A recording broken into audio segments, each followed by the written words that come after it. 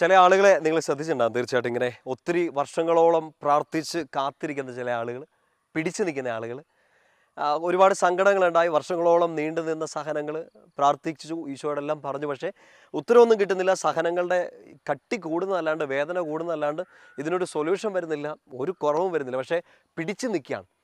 കേട്ടോണ്ടിരിക്കുന്ന നിങ്ങളിൽ ചിലർ ചിലപ്പോൾ അങ്ങനെ ആയിരിക്കും. ഒരുപാട് വർഷങ്ങളായിട്ട് ചില കാര്യങ്ങൾക്ക് വേണ്ടി പ്രാർത്ഥിക്കും. കഴിഞ്ഞിടയ്ക്ക് നടന്ന ഒരു ധ്യാനത്തിനിടയ്ക്ക് ഒരു ചേച്ചി അങ്ങനെ പങ്കുവയ്ക്കുകയുണ്ടായി.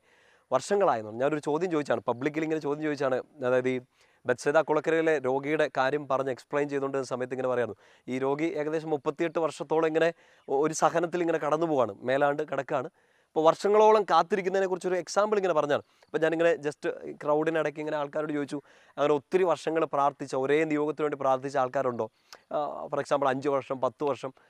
അപ്പോൾ ഒരു ചേച്ചി, ഒരു ഒരു ഇച്ചിരി പ്രായമുള്ള ഒരു അമ്മച്ചിയാണ്, ഒത്തിരി വലിയ അമ്മച്ചിയല്ല, എന്നാലും ഈ അമ്മച്ചിനോട് പറഞ്ഞൊരു കാര്യം, 35 വർഷത്തിലധികമായി ഒരു കാര്യത്തിന് വേണ്ടി പ്രാർത്ഥിക്കുകയാണ്, ഒറ്റ നിയോഗത്തിന് വേണ്ടി. എന്നോട് ആ കാര്യങ്ങളൊക്കെ ഷെയർ ചെയ്തു. നമ്മുടെ ഒരു പ്രൈവസി ഉള്ളതുകൊണ്ട് ഞാൻ നിങ്ങളോട് ഷെയർ ചെയ്യുന്നില്ല. തീർച്ചയായിട്ടും ഇത് കേട്ടോണ്ടിരിക്കുന്നത് നിങ്ങൾ ഒരു പക്ഷേ 1 വർഷം, 5 വർഷം, 10 വർഷമൊക്കെ ചില സഹനങ്ങളിലൂടെ കടന്നു പോകുന്നുണ്ടാവും. നമ്മളിപ്പോൾ അങ്ങനെയുള്ള ആളുകളെ, നിങ്ങളങ്ങനെ ഇല്ലെങ്കിൽ ചില ആളുകളെ നിങ്ങൾ കണ്ടിട്ടുണ്ടാകും. എങ്ങനെ ഇവർക്കിത് പിടിച്ചു നിൽക്കാൻ പറ്റി?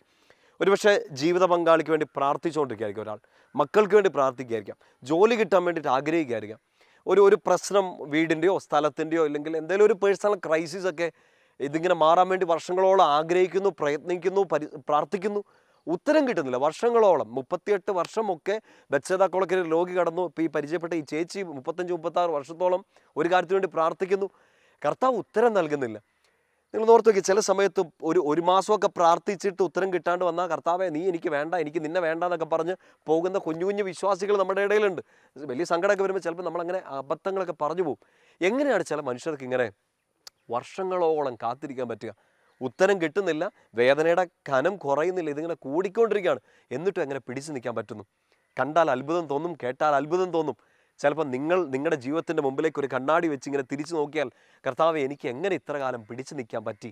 സങ്കീർത്തനം 116:10 നമ്മൾ വായിക്കുന്ന പോലെ, കൊടിയ ദുരിതത്തിൽ അകപ്പെട്ടപ്പോഴും ഞാൻ എൻ്റെ വിശ്വാസം കാത്തു സൂക്ഷിച്ചു എന്ന് പറയുന്ന കുറേ മനുഷ്യർ നമ്മുടെ ഇടയിലുണ്ട്. ഈശോയുടെ പ്രിയപ്പെട്ട കുഞ്ഞുങ്ങളായ നിങ്ങളും നമ്മൾ ഓരോരുത്തരും അതിനകത്തുണ്ട്. കൊടിയ ദുരിതത്തിൽ അകപ്പെട്ടപ്പോഴും ഞാൻ എൻ്റെ വിശ്വാസം കാത്തു സൂക്ഷിച്ചു. എങ്ങനെയാണ് നമുക്കിങ്ങനെ പിടിച്ചു നിൽക്കാൻ പറ്റുന്നത്? ഒറ്റ കാര്യമുള്ളൂ. പൗലോസ്ലീഹ തിമോത്തിക്ക് കത്തെഴുതുമ്പോൾ, 2ാമത്തെ കത്തെഴുതുന്ന സമയത്ത് ഇങ്ങനെ പറയുന്നുണ്ട്. അതിൻ്റെ 1-ാമത്തെ അധ്യായം 12-ാമത്തെ വാക്യത്തിൽ പൗലോസ്ലീഹ ഇങ്ങനെ പറയാണ്, ഇക്കാരണത്താൽ ഞാനിപ്പോൾ ഇതെല്ലാം സഹിക്കുകയാണ്, ഞാനത് ലജ്ജിക്കുന്നില്ല. എൻ്റെ റീസൺ പറയുകയാണേ, കാരണം ആരിലാണ് വിശ്വാസം അർപ്പിച്ചിരിക്കുന്നതെന്ന് എനിക്കറിയാം. പൗലോസ്ലീഹ തിമോത്തിയോട്, ഈ പ്രിയപ്പെട്ട ശിഷ്യനോട് പറയാണ്, മനെ ഇതുപോലെ സങ്കടങ്ങൾ, സഹനങ്ങൾ, ഒരുപാട് വേദനകൾ ഉണ്ടായിട്ടുണ്ട്, ശാരീരികവും മാനസികവുമായി യാത്രയ്ക്ക് തടസ്സങ്ങൾ ഒക്കെ ഉണ്ടായിട്ടുണ്ട്. പക്ഷേ ഞാൻ സഹിക്കുകയാണ്, ഞാനത് ലജ്ജിക്കുന്നില്ല, ഞാൻ പിടിച്ചു നിൽക്കുകയാണ്. ഒറ്റ കാരണം, എന്തുകൊണ്ടാണ്? ആരിലാണ് വിശ്വാസം അർപ്പിച്ചിരിക്കുന്നത് എനിക്കറിയാം. ഉത്തരം ഞാൻ ആഗ്രഹിക്കുന്നത് നാളെ കിട്ടണമെന്നാണ്, ഇന്ന് കിട്ടണമെന്നാണ്. പക്ഷെ എനിക്ക് ഇന്നും കിട്ടിയില്ല, നാളെയും കിട്ടിയില്ല, 10 വർഷമായിട്ടും എനിക്ക് ഉത്തരം കിട്ടിയിട്ടില്ല. ആളുകൾ എന്നെ കളിയാക്കാൻ തുടങ്ങി, എന്തിനിത്ര പ്രാർത്ഥിച്ചു, എന്തിനിത്ര നേരം കാത്തിരുന്നു, ദൈവം പോലും കൈവിട്ടില്ലേ? ഞാൻ ലജ്ജിക്കുന്നില്ല, ഞാൻ പിടിച്ചു നിൽക്കും, ഞാൻ തകർന്നു പോവില്ല. ഒറ്റ കാരണം, പൗലോസ്ലീഹയോട് ചേർന്ന് നമ്മൾ പറയുന്നത്, ഞാൻ നാണം കെടില്ല, ഞാൻ സഹിച്ചു നിൽക്കും. കാരണം എന്താ? ആരിലാണ് വിശ്വാസം അർപ്പിച്ചിരിക്കുന്നതെന്ന് എനിക്കറിയാം. എൻ്റെ പ്രിയപ്പെട്ട സഹോദരങ്ങളെ, നമ്മളെ പിടിച്ചു നിർത്തുന്നത്, ഒത്തിരി കാലമായിട്ട് സഹിച്ച് പ്രാർത്ഥിച്ച് കാത്തിരിക്കുന്നവരെ നേരെ നിർത്തുന്ന ഒറ്റ കാര്യം, നമ്മൾ ആരിലാണ് വിശ്വാസം അർപ്പിച്ചിരിക്കുന്നത് നമുക്കറിയാം. ഇല്ലെങ്കിൽ നമ്മൾ ഇല്ലാണ്ടായി പോയനെ, നമ്മൾ തകർന്നു പോയനെ. കൊണ്ട് ഈശോയോട് ഈ കാര്യത്തിൽ നന്ദി പറയണം. കർത്താവേ, ഉത്തരം തരാൻ വൈകിയെങ്കിലും എൻ്റെ വിശ്വാസം നഷ്ടപ്പെടാതെ കാത്തു സൂക്ഷിച്ചത് നിൻ്റെ സാന്നിധ്യമാണ്, നിൻ്റെ ഓർമ്മയാണ്, ഇടയ്ക്കിടയ്ക്ക് കേൾക്കുന്നൊരു വചനമാണ്, വിശുദ്ധ ഗ്രന്ഥമാണ്, ദേവാലയമാണ്, കർത്താവിൻ്റെ സാന്നിധ്യമാണ്.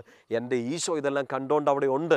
അതുകൊണ്ട് ഉത്തരം കിട്ടിയില്ലെങ്കിലും ഞാൻ പിടിച്ചു നിൽക്കും. കാരണം ആരിലാണ് വിശ്വാസം അർപ്പിച്ചിരിക്കുന്നത് എനിക്കറിയാം. ഈ 12-ാമത്തെ വാക്യത്തിൻ്റെ തൊട്ടടുത്ത ഭാഗം ഇങ്ങനെയാണ് എടുത്തിരിക്കുന്നത്, എന്നെ ഏൽപ്പിച്ച കാര്യങ്ങൾ, എന്നെ ഭരമേൽപ്പിച്ച കാര്യങ്ങൾ, അത് അവസാന സമയം വരെ കാത്തു സൂക്ഷിക്കാൻ അവന് കഴിയുമെന്ന് എനിക്കറിയാം.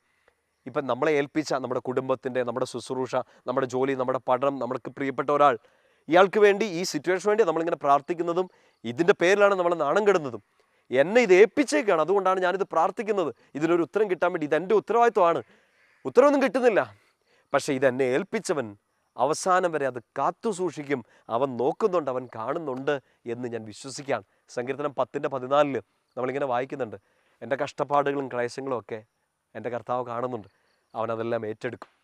വേദനകളെല്ലാം എടുത്തു മാറ്റി കർത്താവെ, എടുത്തു മാറ്റി കർത്താവെ എന്ന് നമ്മൾ ഒത്തിരി പ്രാർത്ഥിച്ചിട്ടുണ്ട്. പക്ഷേ എടുത്തു മാറ്റിയില്ലെങ്കിലും എല്ലാം അവൻ ഏറ്റെടുക്കുന്നുണ്ട്. അവൻ ഏറ്റെടുത്തിട്ടുണ്ട്. ലോകത്തിൻ്റെ പാപഭാരം മുഴുവൻ കുരിശിൽ ഏറ്റെടുത്തവന് എൻ്റെയും നിങ്ങളുടെയും സങ്കടങ്ങൾ, വേദനകൾ ഏറ്റെടുക്കാൻ പറ്റില്ലേ? ഒന്നും അവൻ എടുത്തു മാറ്റിയില്ലെങ്കിലും, ഇതുവരെ അവൻ എടുത്തു മാറ്റിയില്ലെങ്കിലും, ഇതുവരെ എന്നെ എഴുന്നേൽപ്പിച്ച് നിർത്തിയത്, നേരെ നിർത്തിയത് ഒറ്റ കാരണമാണ്, ഒരു കാര്യമാണ്, അവനെല്ലാം ഏറ്റെടുത്തിട്ടുണ്ട്. ഈശോയ്ക്ക് നന്ദി പറയുക. നമ്മുടെ വിശ്വാസം തകർന്നു പോകാതിരിക്കുന്നതിനും നമ്മളങ്ങനെ തകർന്നു വീഴാതിരിക്കാൻ എല്ലാ വേദനകളുടെയും വലിയൊരു ഓഹരി അവൻ ഏറ്റെടുത്തതിനും. എൻ്റെ പ്രിയപ്പെട്ട സഹോദരങ്ങളെ, ഈശോയ്ക്കെല്ലാം കൊടുക്കുക. തലയുയർത്തി പിടിക്കുക. നാണം കെടരുത്. ഈ സഹനത്തിൻ്റെ പാതകളിൽ നമ്മൾ കളിയാക്കപ്പെടുന്നുണ്ടാകും, മാറ്റി നിർത്തപ്പെടുന്നുണ്ടാവും. ഈശോയിൽ ആശ്രയിച്ചതിൻ്റെ പേരിൽ നമ്മൾ നാണം കെട്ട് പോയിട്ടുണ്ടാകും. പക്ഷേ നിൻ്റെ തല കുനിഞ്ഞു പോകാൻ, തല താണു പോകാൻ നിൻ്റെ ഈശോ അനുവദിക്കില്ല. അവൻ അനുവദിച്ചിട്ടുണ്ടെങ്കിൽ അതിനെ അതിജീവിക്കാൻ ശക്തി അവൻ തരും. അവൻ എടുത്തു മാറ്റിയിട്ടില്ലെങ്കിലും ഏറ്റെടുത്തിട്ടുണ്ട് അവനെല്ലാം. ധൈര്യമായിട്ട് മുമ്പോട്ട് പോവുക. ഈശോയിൽ ആശ്രയിച്ച ഒരാളും നാണം കെടാൻ ഈശോ അനുവദിക്കില്ല. തമ്പുരാൻ്റെ നാമത്തിൽ നിങ്ങളെ അനുഗ്രഹിച്ച് പ്രാർത്ഥിക്കുകയാണ്, പിതാവിൻ്റെയും പുത്രൻ്റെയും പരിശുദ്ധാത്മാവിൻ്റെയും നാമത്തിൽ. ആമേൻ.